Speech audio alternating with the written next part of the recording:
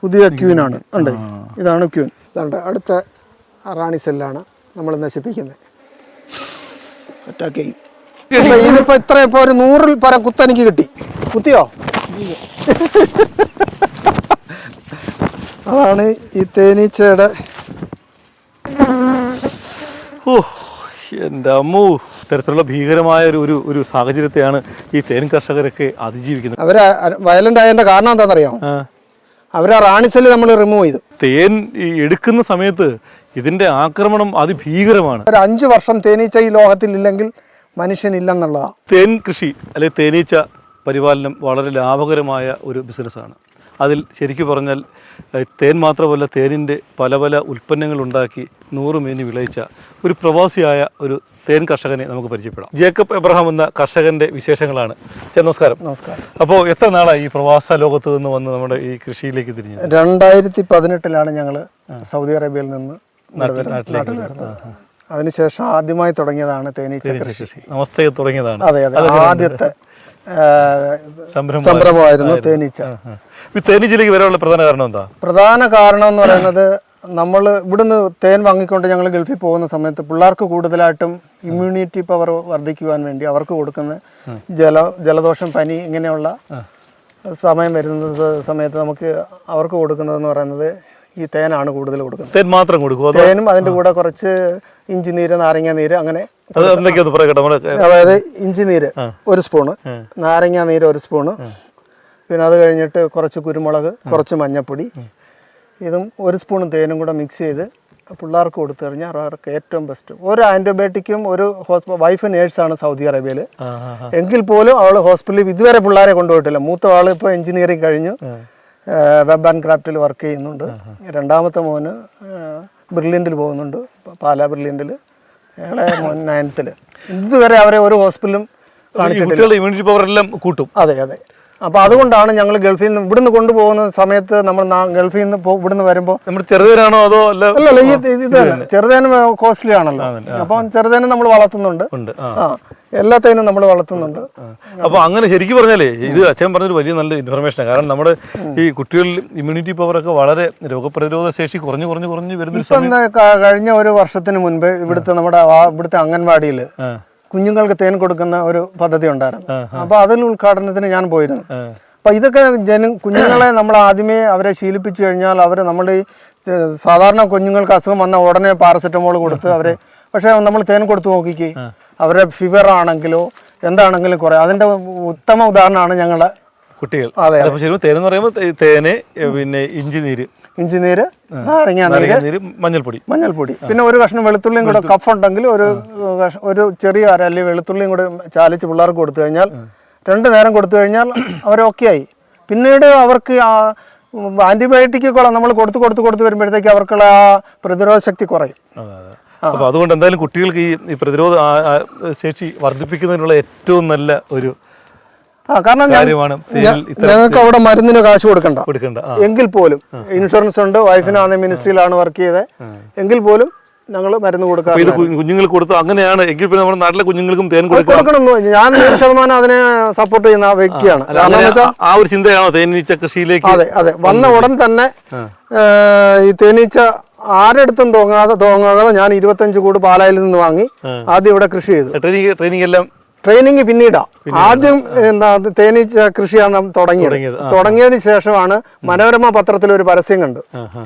കൊല്ലം ജില്ലയിൽ നിന്ന് 40 പേരെ ഹോർട്ടികോർപ്പ് തിരഞ്ഞെടുത്ത് ട്രെയിനിങ് കൊടുക്കുന്നു. പൂനായിൽ നിന്ന് വന്ന ഒരു മാഡമാണ് ട്രെയിനിങ് തന്നത്. അപ്പൊ അതിനകത്താണ് നമുക്ക് ഫുൾ ട്രെയിനിങ് കിട്ടിയത്. അതെ അതെ. ആ 40 പേരിൽ ഒരാൾ ഞാനായിരുന്നു. ഇപ്പൊ നമ്മൾ ഈ തേനീച്ച കൃഷിയെ കുറിച്ച് നമുക്ക് കൃഷിയിലേക്ക് പോകാം. ഇത് നമുക്ക് ഈ വലിയൊരു കൂട്, ഇത് 3 തട്ടുണ്ട്.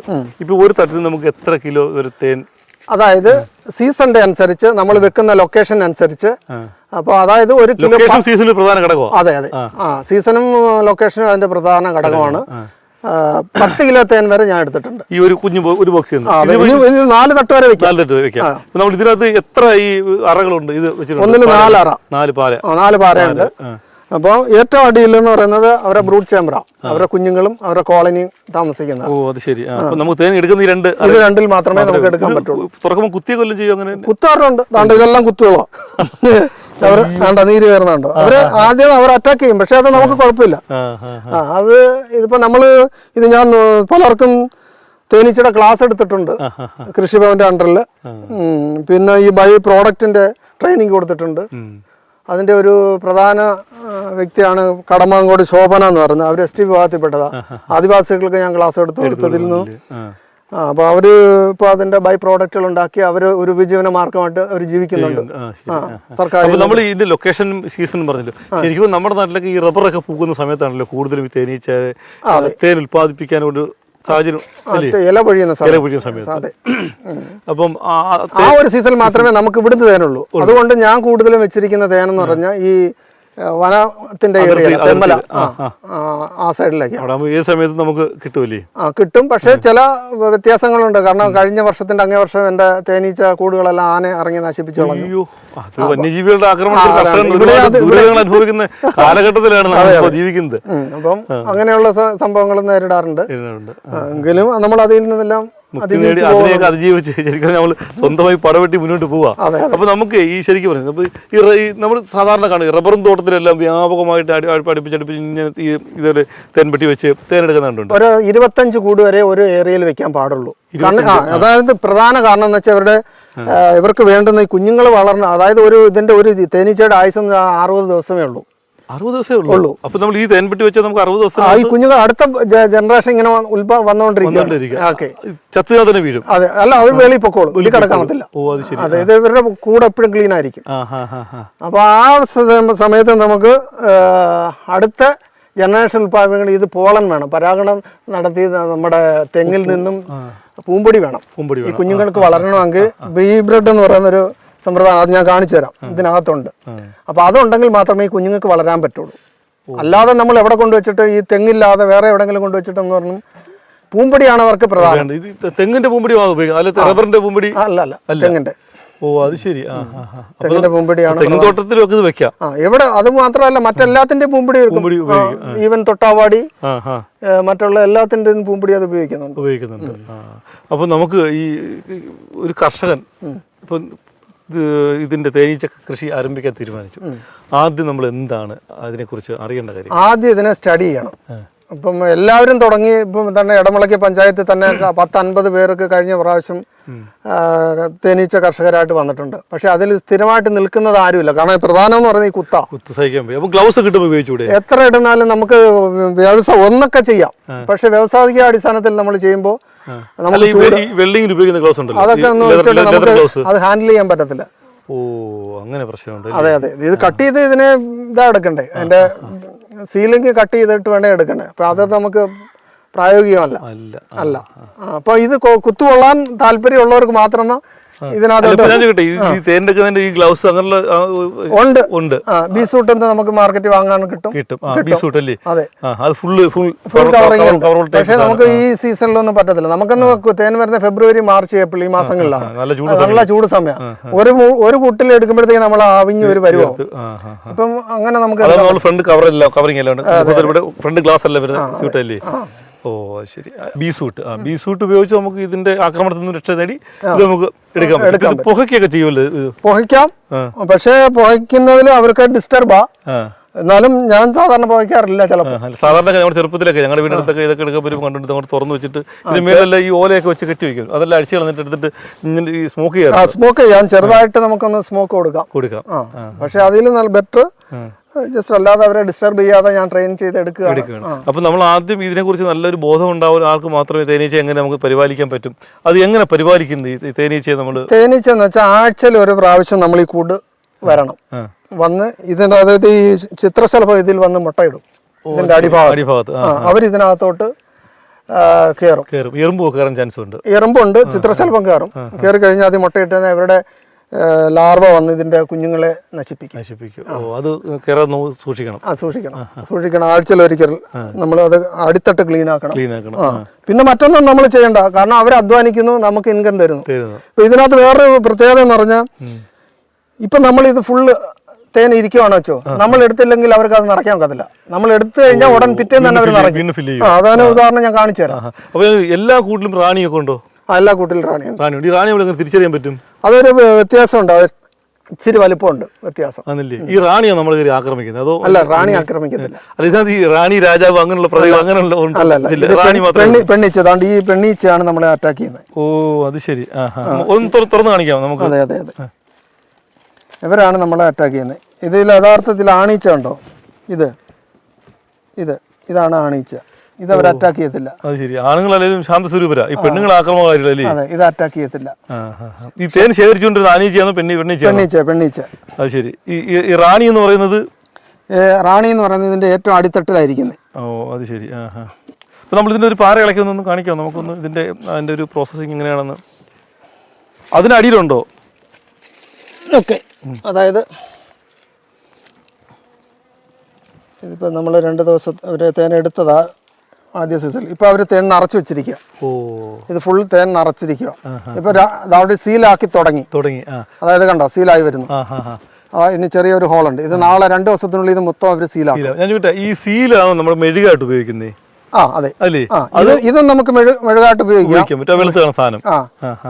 ഇത് അടച്ചു വെക്കുന്ന ഇതിനകത്ത് മറ്റ് ഒന്നും കയറാതിരിക്കാൻ വേണ്ടിയാണോ? അതെന്താ അതിന്റെ ഒരു? അത് തേൻ കേടുകൂടാതെ സൂക്ഷിക്കാൻ വേണ്ടി. അത് 100% പ്യുവർ ആയതെന്ന് അർത്ഥം. കാരണം ഇത് നെക്ടറാണ് ഇത് കൊണ്ടുവരുന്നത്.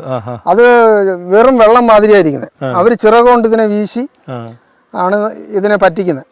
അതുകൊണ്ട് ടെമ്പറേച്ചർ കൊടുത്ത് ഇതിനെ പറ്റിച്ച് എന്നിട്ട് അവർ സീൽ ചെയ്യും. ഈ സീൽ ചെയ്ത തേൻ എന്ന് പറയുന്നത് എത്ര നാൾ വേണമെങ്കിലും ഇതിനകത്ത് ഇരുന്നോളൂ. അത് ചീത്തയായി പോകത്തില്ല. ഇല്ല. അപ്പൊ നമ്മൾ ഇതിനകത്ത് ഈ തേനും തേനിന്റെ ഉപോൽപ്പന്നങ്ങളും ഉണ്ടല്ലോ, ബൈ പ്രൊഡക്ഷൻ. അപ്പം അതിനകത്ത് ഈ മെഴുകിന് കൂടുതൽ ഒരുപാട് പൈസ ഉണ്ടെന്നൊക്കെ പറയുന്നത് കേട്ടിട്ടുണ്ടല്ലേ? അതെ. അതായത് ഇതിന്റെ ഫസ്റ്റ് ക്വാളിറ്റി അന്ന് മാഡം ഞങ്ങൾക്ക് ക്ലാസ് എടുത്തപ്പോൾ പറഞ്ഞിരുന്നു 3000 വരെ ഇന്ന് മാർക്കറ്റിൽ വിലയുണ്ടെന്ന് പറഞ്ഞു. ഈ മെഴുകിന് അത് സ്കിന്നിന് ഏറ്റവും നമുക്ക് പ്രൊട്ടക്ട് ചെയ്യുന്ന, അതായത് കുറെ സ്കിൻ ബാമുകൾ ഉണ്ടാകുന്നത്, ലിപ് ഷൈനർ ഉണ്ടാകുന്നത്, ആർട്ടിസ്റ്റുകളൊക്കെ എല്ലാം ഉപയോഗിക്കുന്ന ലിപ് ഷൈനർ, അതെല്ലാം ഈ ഇത് ബിവാക്സ് കൊണ്ടാണ് ഉത്പാദിപ്പിക്കുന്നത്. അഥവാ ക്രീം സ്കിന്നിന് എന്ത് അലർജി ഉണ്ടെങ്കിലും നമുക്ക് ഈ ക്രീം ഉണ്ടാക്കി ഇതിൽ നിന്ന് മാറ്റാൻ പറ്റും.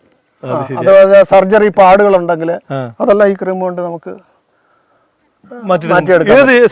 ഏത് പാടുകളും, ഒരുവിധപ്പെട്ട പാടുകളെല്ലാം. എന്റെ ആക്സിഡന്റ് ആയതാ. ആക്സിഡന്റ് ആയി ഈ ഇതിന്റെ ക്രീം. അതെ അതെ, ബൈക്ക് ആക്സിഡന്റ് ആയിരുന്നു. അതുപോലെ മോൻ ആക്സിഡന്റ് ആയി. അത് കോളേജിൽ പഠിക്കുന്ന സമയത്ത് നമ്മുടെ ഇവിടെയാണ് പ്ലാസ്റ്റിക് സർജറി ചെയ്തത്, മെഡിസിറ്റിയിൽ. പക്ഷെ അത് ഹീലാവുന്നതിന് മുമ്പേ ഈ ക്രീം തേച്ചത് കൊണ്ട് അവന്റെ ആ പാട് കംപ്ലീറ്റ് മാറി. ഫേസിലെ പാടുകൾ മൊത്തം മാറി കിട്ടി. ഇപ്പൊ അനേക പേര് നമ്മുടെ വീട്ടിൽ വന്ന് ഈ ക്രീം വാങ്ങിയിട്ട് പോകുന്നുണ്ട്. അപ്പൊ നമുക്ക് ഈ തേനിനെ കുറിച്ച് പറയാം. ഇപ്പൊ നമ്മൾ ഇത് ഫുള്ള് ഫില്ലായിരിക്കാണല്ലോ, അത് എത്ര ദിവസം എടുക്കും? നമ്മളിപ്പോ ഇന്ന് നമ്മൾ എടുത്ത ഒരാഴ്ച മതി. ഒരാഴ്ച കൊണ്ട് 2-3 ദിവസങ്ങളിൽ അവർ ഫില്ലാക്കും. ഇന്ന് എടുത്തില്ലെങ്കിൽ അങ്ങനെ തന്നെ ഇരിക്കും. 2-3 ദിവസം കൊണ്ട് അവർ ഫില്ലാക്കിയതിന് ശേഷം ഒരാഴ്ച കഴിയുമ്പോഴത്തേക്ക് നമുക്ക് അതിനെ കട്ട് ചെയ്ത് സീലാക്കി തന്നെ നമ്മൾ എടുക്കാവൂ. അത് നമുക്ക് ഇരുന്നോളും. അത് ഇപ്പൊ നമ്മൾ ഈ ഒരു പാറയില്ലയോ, ഈ ഒരു പാറയ്ക്കകത്ത് നമുക്ക് എത്ര ഗ്രാം? അതായത് ഫുൾ പാറ ഇത് ഫില്ലായി വരുമ്പോഴത്തേക്ക് ഏകദേശം 750 ഗ്രാം വെച്ച് കിട്ടും. 750, അര കിലോ കൂടെ കുറയാതെ കിട്ടും. അതല്ലേ? അപ്പൊ നമുക്ക് അര കിലോയ്ക്ക് ഒരു പൊതു വീണിൽ എത്ര രൂപയുണ്ട്? അര കിലോയ്ക്ക് 150 രൂപ. 150 രൂപ ഉണ്ട്. അര കിലോ. അപ്പൊ ഒരു 2000 രൂപയുടെ സാധനം ഇതിനകത്തുണ്ട്. ഇത് 2000 വരത്തില്ല. ഈ 4. ഓക്കെ. അപ്പൊ ഇതിന് 3-4 തട്ട് ഇങ്ങനെ ഇപ്പൊ സീസണായി വരുന്നേ ഉള്ളൂ. നമ്മൾ മേളിലോട്ട് വെച്ച് കൊടുക്കും. അതായത് ഇപ്പൊ നോക്കട്ടെ, നമ്മൾ കട്ട് ചെയ്ത് വെച്ച് കൊടുക്കുന്ന, അതായത് ഇങ്ങനെ ഇതേപോലെ ആക്കി കൊടുക്കണം. ഒരു ചെറിയൊരു കുഞ്ഞു പാര ഇത്രയും വെച്ച് കൊടുക്കണം. ഇല്ലെങ്കിൽ അവരുടെ ഇഷ്ടത്തിന് വലത്തിക്കൊണ്ടുപോകും. കണ്ടോ, ഇതിനകത്താണ് ഇനി അവർ പണിയുന്നത്. ഇത് ഇനി ബാക്കി ഫുള്ള് മേളിൽ ഫില്ലാക്കി വെക്കും. ഫുള്ള് ഇത് താഴെ കവർ ചെയ്തതുപോലെ കവർ ചെയ്യും. അല്ലെങ്കിൽ അവര് ഇങ്ങനെ തിരിച്ചു നമ്മളൊന്നും ചെയ്തില്ലെങ്കിൽ അവരിങ്ങനെ കട്ട് ചെയ്യും. പിന്നെ നമുക്ക് തേന് ഇത് വെച്ച് എടുക്കാൻ പറ്റത്തില്ല. അപ്പൊ നമ്മൾ റബ്ബർ ബാൻഡ് ഇട്ട് ഇങ്ങനെ വെച്ച് കട്ട് ചെയ്ത് പീസാക്കി കൊടുക്കണം. ചെറുതായിട്ടൊന്ന് കൊടുത്താൽ മതി. ഇപ്പൊ അവർ പണിത് കൊടുക്കുക. ഇങ്ങനെ ഇത് കഴിഞ്ഞാൽ ഇങ്ങനെ നമുക്ക് മേളിലോട്ട് ഒരു 4 തട്ട് വരെ അവരുടെ സ്ട്രെങ്ത് അനുസരിച്ച് നമുക്ക് വെക്കാൻ പറ്റും. അതിപ്പോ അവര് ഫിറ്റ് ആക്കി, നമ്മൾ വെറുതെ ഒന്ന് വെച്ച് കൊടുത്തതേ ഉള്ളൂ. അവരത് ഫിറ്റ് ആക്കി. ഇനി ഇതിന് മേളിലോട്ട് അവർ ഫുള്ളാവും. 3 ദിവസം മതിയോ? അല്ല, അവരൊക്കെ എത്ര തേന്റെ ഇതനുസരിച്ച്. അതെ അതെ. ഓ അതാണ്. അപ്പൊ ഞാൻ ചോദിക്കട്ടെ, ഇതിന്റെ മൂട്ടിലൊക്കെ ഈ പഞ്ചസാരയൊക്കെ കലക്കി വെക്കുന്നു പറഞ്ഞു. പഞ്ചസാര ഞാൻ കൊടുക്കാറില്ല. അല്ല, അങ്ങനെ ചെയ്യാറുണ്ട്? പലരും ചെയ്യുന്നുണ്ട്, ഞാൻ ഇതുവരെ കൊടുത്തിട്ടില്ല. ശർക്കരയൊക്കെ കലക്കി പഞ്ചസാര കൊടുക്കാറുണ്ട്. അതിന് പ്രധാന കാരണം എന്താ പറഞ്ഞാൽ ഇതിന് ഒന്നിനും ഞാൻ പഞ്ചസാര കൊടുക്കാറില്ല, ഇതുവരെ കൊടുത്തിട്ടില്ല. കണ്ടില്ല, ഇവിടെ കണ്ടില്ല. അതുണ്ട്. കാരണം എന്ന് വെച്ചാൽ പ്രധാനം എന്ന് വെച്ചാൽ ഇപ്പോ ഒരു വർഷത്തേക്ക് ആവശ്യമുള്ള തേൻ നമ്മൾ അതിനകത്ത് വെച്ചിരിക്കുവാണെങ്കിൽ ലാസ്റ്റ് പിന്നെ അവരെന്തിനാ തേൻ സംഭരിക്കുക? അവർക്കിടെ ഭാവി തലമുറയ്ക്ക് വേണ്ടിയിട്ടാണ് അവർ തേൻ സംഭരിക്കുന്നത്. അത് നമ്മളിങ്ങ് എടുത്തു, പിന്നെ അവർ കൊണ്ടുവരും, പിന്നെ എടുക്കും. ഇപ്പൊ നമ്മൾ എടുത്തില്ലെങ്കിൽ അവർ വെളിയിൽ പോയി കഴിച്ചിട്ട് വന്നിട്ട് ഇവിടെ സ്ട്രെങ്തായിട്ട് ഇരിക്കത്തേ ഉള്ളൂ. അപ്പൊ നമ്മൾ എടുത്തു, ലാസ്റ്റ് ടൈമിൽ നമ്മൾ ആ തേൻ എടുത്തു കഴിഞ്ഞാൽ പിന്നെ അവർക്ക് വെളിയിൽ തേൻ ഇല്ല. ആ സമയത്ത് നമ്മൾ എടുത്തു കഴിഞ്ഞാൽ അതിപ്പോ മാർക്കറ്റിൽ ഇപ്പൊ ഒരു ഫുള്ള് പെട്ടിയിലെ തേൻ 2000 രൂപ കിട്ടുവാണെങ്കിൽ 20 ഗ്രാം മതി നമുക്കൊരു കൂടിന് ഒരാഴ്ചത്തേക്ക് പഞ്ചസാര. സോറി, 200 ഗ്രാം 200 ഗ്രാം മതി പഞ്ചസാര. അപ്പോൾ ഒരു മാസം 2 കിലോ അല്ലെ 3 കിലോ പഞ്ചസാര മതി ഒരു സീസണിലേക്ക്. അപ്പം അപ്പൊ ആ തേൻ നമ്മൾ എടുക്കുവാണെങ്കിൽ ഒരു 2000 രൂപയുടെ തേൻ എടുത്തിട്ട് അവർക്ക് തിരിച്ചു കൊടുക്കുന്നത് ഈ പഞ്ചസാരയാണ്. പക്ഷെ ഞാൻ ലാസ്റ്റ് തേൻ എടുക്കില്ല.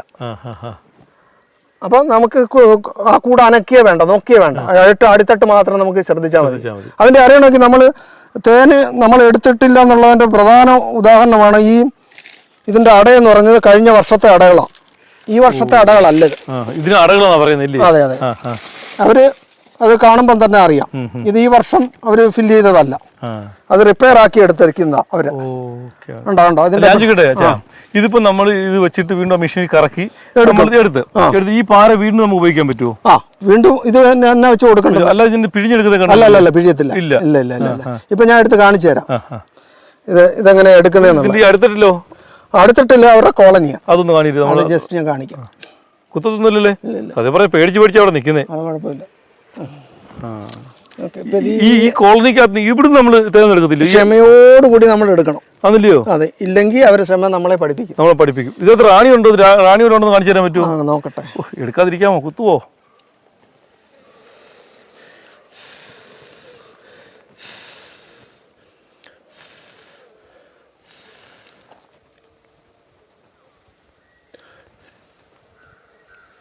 ഓ, ഇങ്ങനെ അനങ്ങാതെ എടുക്കണില്ലേ? ഇതിനകത്ത് മറ്റേ വെള്ളം ഉണ്ട്, മൂടി വരുന്നുണ്ടല്ലോ. ഇത് വലിയ പാരയാണോ? അതെ, ഇതാണ് അവരുടെ കോളനി. ഉണ്ടോ? ഇത് ആദ്യം ഒരു കുഞ്ഞ് ജനിച്ചു കഴിഞ്ഞ ഉടനെ അവർക്ക് കൊടുക്കുന്ന ബീ ബ്രെഡ് എന്ന് പറയുന്ന ഭാഗമാണ്. ഇതാണ്ട് ഇത് അടിച്ചിരിക്കുന്നത് ഉണ്ടോ? മഞ്ഞ കളറാണ്. മഞ്ഞ കളർ അതിലടയ്ക്കുന്നത്. അത് തേനും പൂമ്പൊടിയും കൂടെ മിക്സായി. അപ്പൊ ഇതെല്ലാം കുഞ്ഞുങ്ങളാണ് ഇതിനകത്ത്. അവർ ഒരാഴ്ച 7 ദിവസം 6-7 ദിവസം ആകുമ്പോഴത്തേക്ക് ഇതെല്ലാം വിരിയും. ഈ ബഡ്ജ് ചെയ്ത് നിൽക്കുന്നില്ലേ, ഇതെന്ന് പറയുന്നത് ആണീച്ചയാണ്. ഇത് 1, 2, 3 ഇങ്ങനെയുള്ളത്. ദാണ്ട് ഈ കാണുന്നത് ഇത് ആണീച്ചയുടെ മുട്ടയാണ്. റാണിസെല്ല് ഇതാണ്ട് ഇതിനകത്താണ് റോയൽ ജെല്ലി. ഞാൻ കാണിച്ചു തരാം. ഒരു ഈർക്കലെടുക്കാമെങ്കിൽ റോയൽ ജെല്ലി കാണിച്ചു തരാം.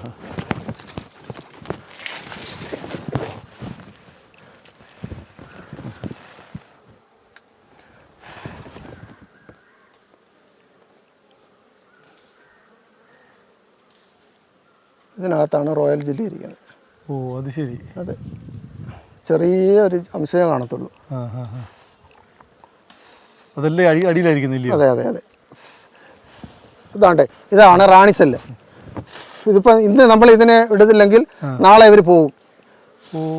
ഇവർ കോളനി പിരിഞ്ഞു പോകും. ഇപ്പൊ കാണിച്ചല്ലോ, ഇതിനകത്ത് ഇരിക്കുന്ന റാണിയാ, അടുത്ത പുതിയ റാണിയാ ഇത്. ഓ, അത് ശരി. ഇതില് ഇപ്പൊ ഞാൻ ഓപ്പൺ ആക്കി കാണിച്ചു തരാം. ഇതാണ് റാണിയെ കണ്ടില്ലെങ്കിൽ കണ്ടോ? ഇതാണ് നമ്മുടെ തേനീച്ചക്കകത്ത് കാണുന്ന റാണിയുടെ മുട്ട. അതെ, ഇതാണ് അവിടെ 2. അടുത്തതാണ്ട് വരുന്ന ഇത് പിടിച്ച് നമ്മളിങ്ങനെ നശിപ്പിച്ച് കളയണം. ഓ, അത് ശരി. ഇല്ലെങ്കിൽ ഇവർ സെറ്റ് പിരിഞ്ഞു പോകും.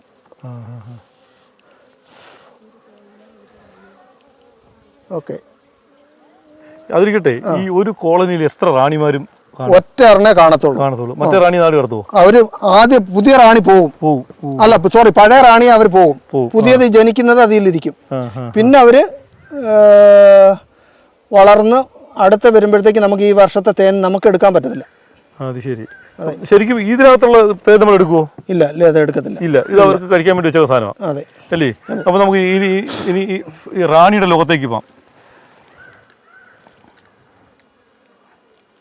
ഇത് 2 ദിവസത്തിനുള്ളിൽ വിരിഞ്ഞ് ഇവർ സെറ്റ് പിരിഞ്ഞു പോകും. ഇവർ വിരിഞ്ഞ ഉടനെ ചിലപ്പോൾ വിരിയുന്നതിന് മുൻപേ പോകും, അല്ലെങ്കിൽ വിരിഞ്ഞാലും പോകും. ഇതാണ് പുതിയ റാണി. ഇതാണ് റാണി, പുതിയ ക്യൂനാണ്. ഇതാണ് ക്യൂൻ. ഇതാണ്ട് അത് കടിക്കുന്നില്ലല്ലേ? ഇല്ല ഇല്ല ഇല്ല. എൻ്റെ കയ്യിലോട് കയറാണി. അതെ, ഇവിടെ കയറാണി, ഇങ്ങോട്ട് കയറാണി. പുതിയ ക്യൂനാണ്. ഇങ്ങോട്ട് പോയി പറഞ്ഞു. അത് പോയി. ഇതൊന്ന് പൊട്ടിച്ച് കളയാതെ. ഇതിലായിട്ടില്ല, ഇനി 2 ദിവസം കൂടെ കഴിയണം. അയ്യോ, അത് വേസ്റ്റായി പോയി. 2 ദിവസം കൂടെ അവർ ഇല്ല, ആയിട്ടില്ല. 2 ദിവസം കൂടെ കഴിഞ്ഞെങ്കിൽ അല്ല, മറ്റേ റാണിയാണ്. ഓക്കെ, അടുത്തതിലും കാണും. ഇതാണ് ഈ റാണിയുടെ മുട്ട എന്ന് പറയുന്ന സാധനം. ഇതിനകത്ത് നിന്നാണ് നമ്മൾ നേരത്തെ കണ്ട ആ റാണി പുറത്ത് അടിച്ചത്. അതാ 2 പാര തമ്മിൽ ഒട്ടിയിരിക്കുന്നു. ഇതിനകത്ത് തേനുണ്ടോ? ഇതിനകത്ത് അതിൽ തേൻ കാണത്തില്ല. അത് റോയൽ ജെല്ലിയാണ് നിറയ്ക്കുന്നത്. അതായത് അതാണ് അതിൻ്റെ റോയൽ ജെല്ലിയുടെ പവർ. സെയിം റാണിയാണ് എല്ലായിടവും മുട്ടയിടുന്നത്. ഈ ഒറ്റ റാണിയാണ് മൊത്തം ഇരിക്കുന്നത്. അതെ, മാറിക്ക് അറ്റാക്ക് ചെയ്യും.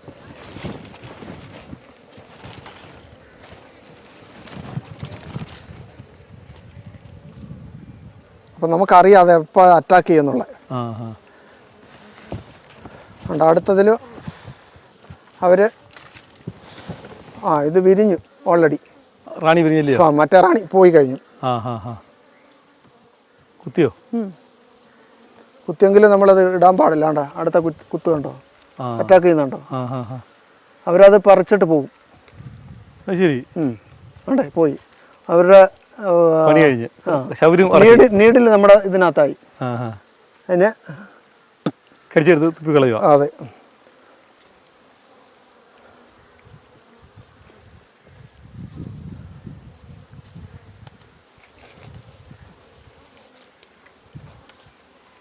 ഇതാണ് ശരിക്കും നമ്മൾ ഇതിൻ്റെ ഈ വിത്തുകൾ ഉൽപ്പാദിപ്പിക്കുന്ന പറയുന്നല്ലേ?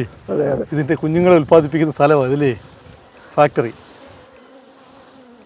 ഇതുണ്ട്, അടുത്ത റാണി സെല്ലാണ് നമ്മൾ നശിപ്പിക്കുന്നത്. റാണി സെല്ല് നമ്മൾ നശിപ്പിക്കണമല്ലേ? അതെ അതെ. ഒന്ന് നല്ലോണം കാണിക്കണേ. ഈ റാണി സെല്ല് നമ്മൾ എടുക്കുമ്പം അതിന് കുത്തുവോ അങ്ങനെ എന്തെങ്കിലും ചെയ്യുമോ? ഇതിനകത്ത് ഈ നല്ല കറുപ്പ് കളർ ആണീച്ചല്ലയോ? അതെ അതെ, കറുത്തത് ആണീച്ചയാണ്. അവന്മാർ ചുമ്മാ ഇവിടെ കുത്തിയിരുന്ന് തീറ്റയും കൂടിയായിട്ട് തിരിക്കത്തേ ഉള്ളൂ. അതെ അതെ അതെ. ഈ പെണ്ണുങ്ങളെ പറഞ്ഞു വിട്ടാൽ കംപ്ലീറ്റ് സാധനം കൊണ്ടുവരുന്നില്ലേ? നമ്മുടെ നാട്ടിൽ തൊഴിലുറപ്പുകാരുടെ അവസ്ഥ പറഞ്ഞ പോലെ അത് നമ്മൾ സാധാരണ അതിനെ അവോയ്ഡ് ചെയ്യുക. ഇപ്പൊ ഇതിനകത്ത് ആണീച്ചയുടെ മുട്ടകൾ കുറവാ. ഓക്കെ, ഇതിനകത്തും ആണീച്ചയുടെ മുട്ട കുറവാ. ഇതിപ്പോ ഓൾറെഡി നമുക്ക് തേൻ കുറവ് ഈ പ്രാവശ്യം നമുക്ക് കുറവായിരിക്കും. കാരണം ഇവർ മുട്ട വിരിഞ്ഞു ഓൾറെഡി. അതുകൊണ്ട് ഓൾറെഡി റാണി സെല്ല് വിരിഞ്ഞ് ഇതിന്റെ റാണി ഇതിനകത്തായും പഴയ ആൾ പോയി. അതെ അതെ. അപ്പൊ ഈ പിന്നെ ഒരു റാണി ഇതിനകത്ത് വിരിഞ്ഞു കഴിഞ്ഞാൽ മറ്റേ റാണി ഇവിടെ നാട് കിടക്കും. അതവിടെ കയറി പോകും. പിന്നെ അത് വേറെ അടുത്ത കോളനിയാവും. ഈ പെട്ടിക തന്നെ കാണും. ഇല്ലില്ല, വെളിയിൽ പോകും. അവരാ സെറ്റ് പിരിഞ്ഞു പോയി. ആണല്ലയോ? അതെ അതെ അതെ. നല്ല സെറ്റോടുകൂടി അവര് ആരോഗ്യമുള്ള ഈച്ചകളുമായിട്ട് അവര് പോകുന്നത്. ആണല്ലയോ? അതെ. പോയിട്ട് വേറെ ഈ പാറക്കത്തൊക്കെ എവിടെങ്കിലും പോയി അവര് വലിയ മരത്തിലൊക്കെ വലിയ തേമ്പാലായിട്ടൊക്കെ ഇരിക്കുന്നുണ്ടോ? അത് ഈ ഈച്ച തന്നെയാണോ? അതല്ല, കടന്തലല്ലേ? അത് മറ്റേ പെരുന്തേനല്ലേ? ഞാൻ ചോദിക്കട്ടെ, ഈ പെരുന്തേനാണോ ഏറ്റവും ഈ പോഷക ഗുണമുള്ളത്? ചെറുതേന നമ്മുടെ അത് 2600 2400 പെർ kg വിലയുണ്ട്. പെരുന്തേന് വില കുറവാ. പെരുന്തേന് വില കുറവ്. അതിന് 400 രൂപ 300 അത്ര ആ റേഞ്ച് കിട്ടും. പിന്നെ വില കൂടുതലുള്ള ഇതിനല്ലേ? അതെ. അല്ല, ഇതിനല്ല, ഇതിലും പല വെറൈറ്റി തേനുകളുണ്ട്. അതെ. വെറൈറ്റി ഞാൻ വിൽക്കുന്നതെന്ന് പറയുന്നത് നീമിന്റെ ഹണി. നീം എന്ന് വെച്ചാ വേപ്പ്. വേപ്പിന്റെ പൂത്ത് നിൽക്കുന്ന സമയത്ത് അവിടെ തേനീച്ച കൊണ്ടുവയ്ക്കും. അതായത് നമ്മുടെ ഇവിടെ ഒന്നും ഇല്ല അങ്ങനെ. അതാണ്ട് അപ്പോൾ അത് കഴിഞ്ഞ് ഡ്രം സ്റ്റിക്ക് ഹണി, അതിനൊക്കെ വില കൂടുതലാണ്. ആണോ? അതെ. അതെന്തോ അതിന്റെ പ്രത്യേകത? അതായത് ഈ ഡ്രംസ് മുരിങ്ങപ്പൂ അതിന് ഇമ്മ്യൂണിറ്റി പവർ കൂടുതൽ കിട്ടും, അയൺ കണ്ടന്റ് കൂടുതലാണ് അതിനകത്ത്. ഞാൻ ഇപ്പൊ നമ്മളിപ്പോ ഈ ഒരു മുരിങ്ങയുടെ മൂട്ടിൽ ഒരെണ്ണം കൊണ്ടുവച്ചാൽ കറക്റ്റ് മുരിങ്ങയുടെ അല്ലല്ല അവതല്ല ഇവിടെ പറ്റത്തില്ല. ഇവിടെ കൂടുതലും തമിഴ്നാട്ടിലാണ്. മുരിങ്ങ തോട്ടത്തിൽ തോട്ടത്തിൽ വെക്കും. അവർക്ക് അതുകൊണ്ട് 2 ഗുണമുണ്ട്. ഒന്ന്, പരാഗണം നടത്തി കൂടുതൽ കായ് ഉൽപ്പാദിപ്പിക്കാം. പിന്നൊന്ന് ഈ തേനും കിട്ടും. 2 കാര്യം. അവര് എല്ലാ വ്യവസായിക അടിസ്ഥാനത്തിലാണ് വരുന്നത്. അപ്പം നമ്മുടെ ഇവിടെ 1-2 മൂടുണ്ടെങ്കിൽ പറ്റത്തില്ല, തേനെടുക്കാൻ പറ്റത്തില്ല. അപ്പൊ നമുക്ക് ഏറ്റവും നല്ല ഈ പോഷക സമൃദ്ധമായ ഈ വെറൈറ്റി തേൻ ഉൽപ്പാദിപ്പിക്കാൻ പറ്റുന്ന ഇപ്പൊ ഓരോ വൃക്ഷത്തിന്റെയും ഇപ്പൊ തന്നെ വേപ്പല്ലേ? അതെ, വേപ്പ്. പിന്നെ അത് കടുകിന്റെ തേനുണ്ട്. കടുക് കൃഷി ചെയ്യുന്ന സ്ഥലത്ത് വെറൈറ്റി നമ്മുടെ കേരളത്തിൽ മാത്രമേ ഉള്ളൂ. ഇതിനെന്തിന്റെ ഈ തേന് റബ്ബറിന്റെ ആണോ? റബ്ബറിന്റെ തേന നമുക്ക് ഇവിടെ കൂടുതലായിട്ട് കിട്ടുന്നത്. വേറെ ഒന്നും ഇതിന്റെ കിട്ടത്തില്ല. ഇല്ല. മറ്റുള്ള സ്റ്റേറ്റുകളെന്ന് വെച്ചാൽ വെറൈറ്റി തേനുകളുണ്ട്. അപ്പൊ നമ്മുടെ ഈ മുരിങ്ങത്തോട്ടം ഉണ്ടെങ്കിൽ അവിടെ കൊണ്ട് പെട്ടി വെച്ചാൽ മതി. അതുപോലെ ഈ പറഞ്ഞ മാവന്തോപ്പിലൊക്കെ വെക്കുന്നുണ്ട്. അതിന് ചെറിയ കൂടുതലൊന്നും കിട്ടത്തില്ല, കഴിക്കാൻ പോലും കിട്ടത്തില്ല. പിന്നെ കൂടുതൽ കിട്ടുന്നത് നമ്മുടെ ഈ വേപ്പ് അല്ലേ? വേപ്പ്, കറുക, അങ്ങനെയുള്ള കൂടുതൽ. അത് കുറച്ചായിരിക്കും, കുറച്ച് മാത്രമേ കിട്ടത്തുള്ളൂ. ഈ കൂടുതൽ പൂ പിടിക്കുന്ന മരങ്ങൾ നമ്മളിവിടെ കൊണ്ടുവരും, നല്ല മഞ്ഞ പൂവൊക്കെ പിടിക്കുന്നത്. അത് കൂടുതൽ നമുക്ക് വ്യാവസായിക അടിസ്ഥാനത്തിൽ തേൻ എടുക്കാൻ വെച്ചാൽ ഇതിന്റെ കൂടെ അത് മിക്സ് ആയി വരും, നമുക്ക് കാണാതെ. ആ പൂമ്പൊടി ഇതിനകത്ത് വരും. അപ്പൊ ആ സമയത്ത് ഇതിനകത്ത് ഒരു മഞ്ഞ കളറി വരും.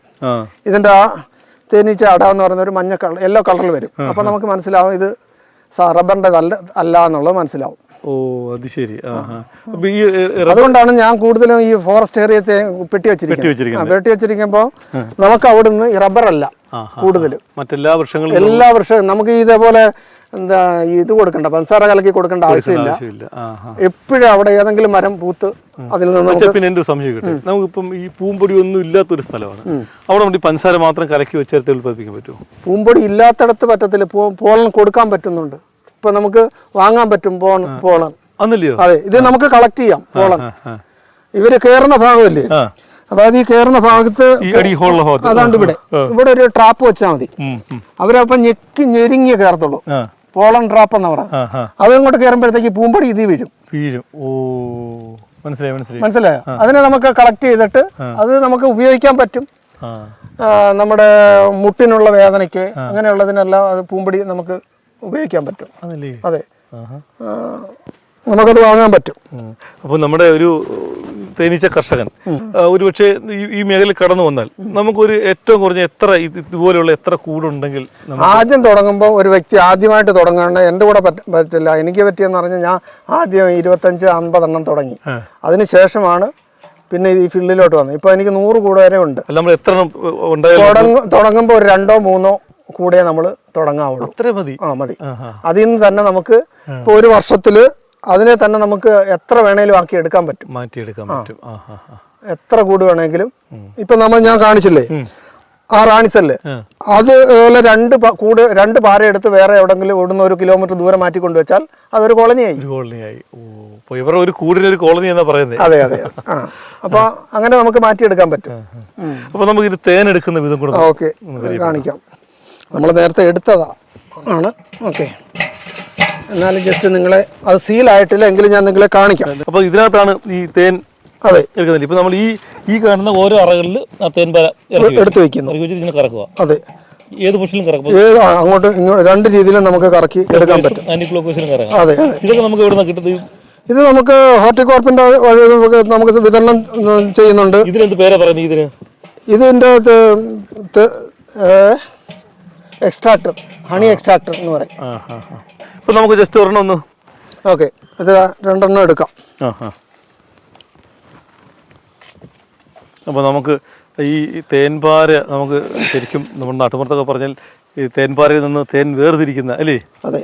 ഒരു ഇതിന് ഈ ഊതും എന്ത് പാൻ വേണ്ടിയാണോ? അവരെ ഒരു ശ്രദ്ധ ഒന്ന് മാറ്റാൻ വേണ്ടിയിട്ട്. ഇത് പറഞ്ഞൊന്ന് കുത്തൊന്നും ചെയ്തില്ലല്ലേ? കുത്തുന്നുണ്ട്, ചരുപുര കുത്തുന്നുണ്ട്. അയ്യോ, പുകച്ചൂടെങ്കിൽ പിന്നെ കളയലങ്ങ് ഉണ്ടോ? എത്ര അറ്റാക്കാന്നറിയാം. അല്ല, നമുക്ക് ജസ്റ്റ് സ്മോക്ക് ചെയ്തെടുക്കാൻ പറ്റത്തില്ലയോ? സ്മോക്ക് ചെയ്തെടുക്കാം.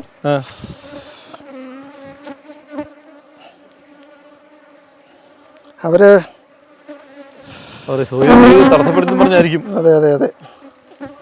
ഈ വെളുത്ത് കാണുന്ന അത് കുത്തുന്ന ഇതാണോ? അവിടെ അതിന്റെ നീഡിലാത്. ഓ,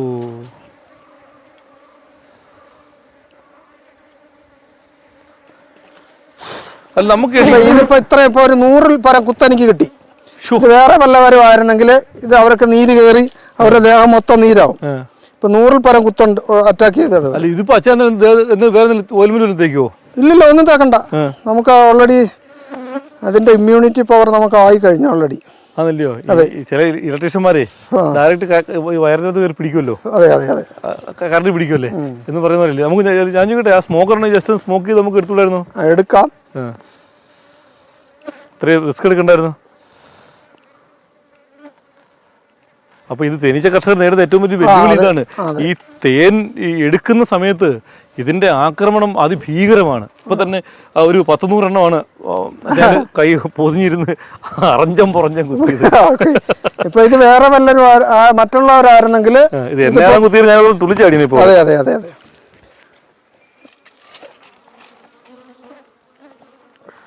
സ്മോക്കർ ഉണ്ടോ? ഓൾറെഡി ഉണ്ട്, വീട്ടിലുണ്ട്. ഒന്നില്ലയോ? ഈ കുത്തു കൊള്ളാതിരിക്കാൻ വേണ്ടി ഞാൻ കുഴപ്പമില്ല.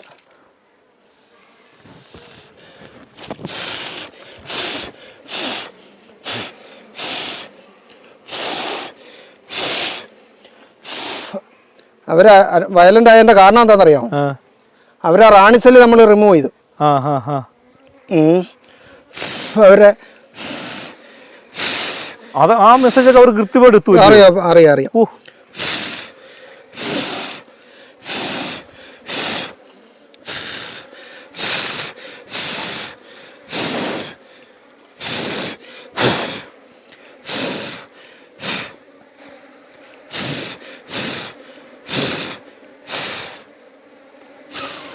അറ്റാക്ക് ചെയ്യും.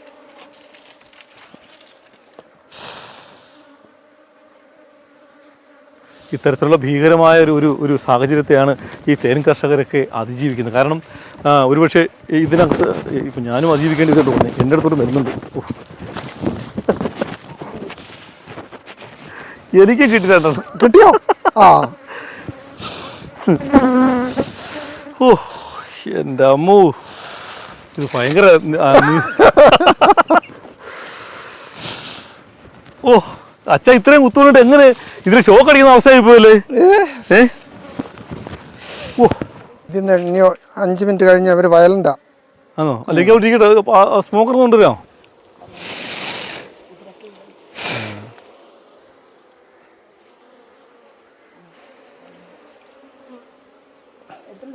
ഓക്കെ.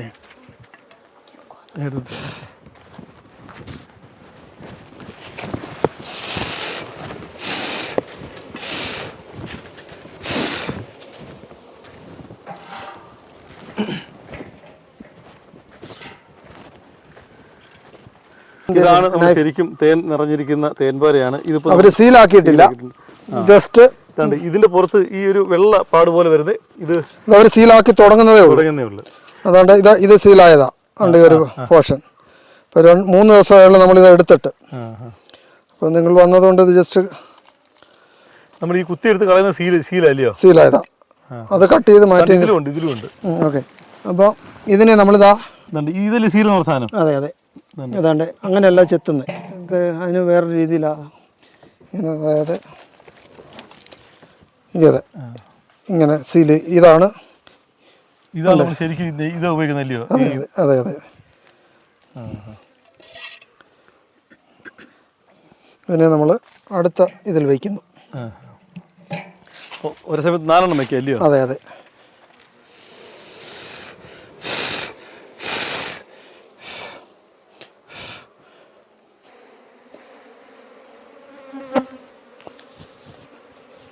അങ്ങോട്ടെങ്ങും വരല്ലേ.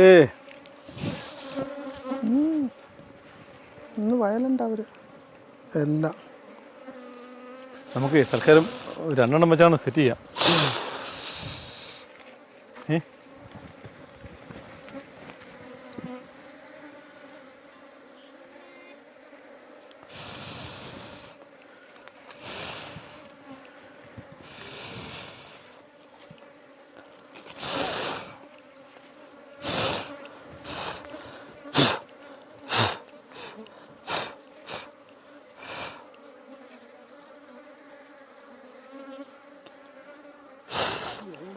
മതി ചാ രണ്ടെണ്ണം എടുക്കാം. ആ കാരണം അവർ സീലായിട്ടില്ലല്ലോ. അവർക്കേ വയലൻ്റ് അവർ കുത്തുകളുണ്ട്.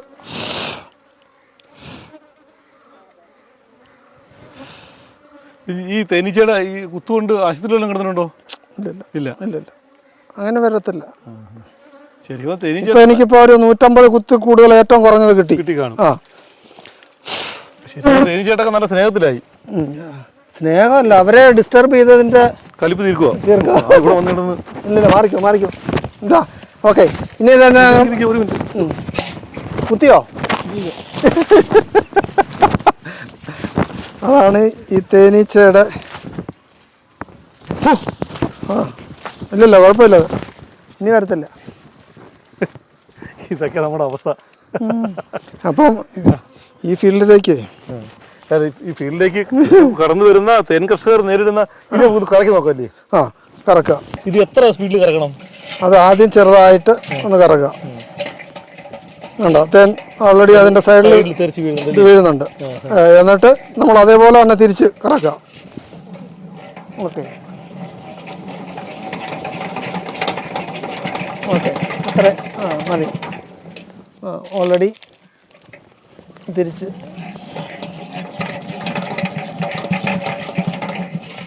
ഓക്കെ കഴിഞ്ഞു. ആ ഫുൾ തേൻ അതിൽ വീണ് കഴിഞ്ഞു. ഓക്കെ, ഇനിയിപ്പോൾ ഇതിനകത്ത് തേനില്ല. കണ്ടല്ലോ. ഓക്കെ, ഇത് അവർക്ക് ഏറ്റവും പ്രയാസം എന്ന് പറയുന്നത് ഈ ഇതുണ്ടാക്കുക എന്നുള്ളതാണ്, ഈ ഫ്രെയിം ഉണ്ടാക്കുക എന്നുള്ളതാണ്. അപ്പോൾ തിരിച്ച് നമ്മൾ അതേപോലെ വെച്ച് കൊടുക്കുന്നു. ഇതിൻ്റെ ഈ കളറൊക്കെ കാണുമ്പോഴേ ഇതിന്റെ കാരണം എന്ന് വെച്ചാൽ പഞ്ചസാര കൊടുത്ത് നമ്മൾ ആദ്യത്തെ അതിനെ റിമൂവ് ചെയ്ത് എടുക്കുവാണെങ്കിൽ ഈ കളർ വരത്തില്ല. ഫ്രഷ് അടയായിട്ട് കിട്ടും. ഇത് കഴിഞ്ഞ വർഷത്തെ അട തന്നെയാണ്. കാരണം ആ തേൻ നമ്മൾ എടുത്തിട്ടില്ല, കഴിഞ്ഞ വർഷത്തെ. നമ്മൾ ഇത് തൊട്ടാലൊന്നും പ്രശ്നമൊന്നുമില്ല. ഇല്ല. അതുകൊണ്ട് ഇവിടെ ഈ ഭാഗം കണ്ടോ ഇതുപോലെ ഒരു ഹോൾ കാണുന്നില്ല, ഇവിടെ അടഞ്ഞ് നല്ല കട്ടിക്കിരിക്കുക. അതെന്താ അങ്ങനെ? അത് കഴിഞ്ഞ വർഷത്തതാ സീല, നമ്മൾ എടുത്തിട്ടില്ല. അത് തന്നെ ഇരിക്കുന്നത്. അതെ അത് അവര് ഇതാണ്ട് പുതിയ അട ഞാൻ കാണിച്ചു തരാം.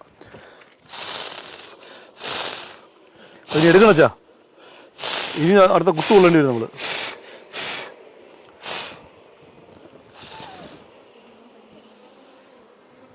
ഇത് പുതിയ അട. നല്ല വൈറ്റ് കളർ അല്ലേ? ഉണ്ട്. അതാണത്. കാരണം ഇതിപ്പം അവര് പുതിയ അട കെട്ടുക. ഓക്കെ, കെട്ടി വരുക. ഫില്ലാവും.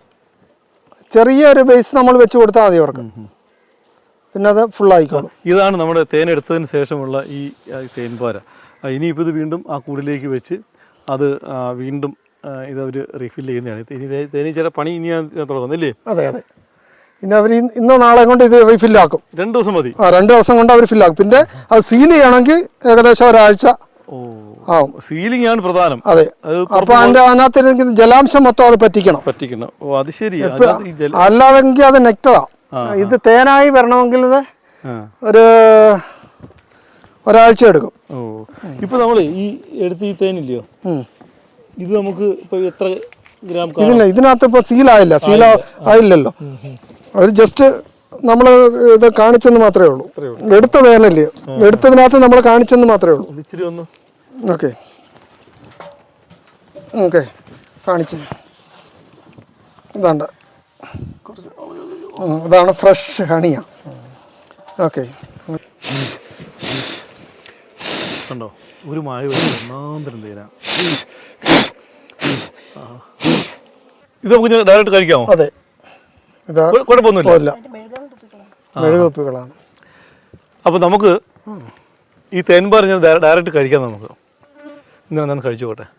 ഇനി തേനീച്ചൊന്നും കൂട് വിട്ടൊന്നുമില്ല വയല്.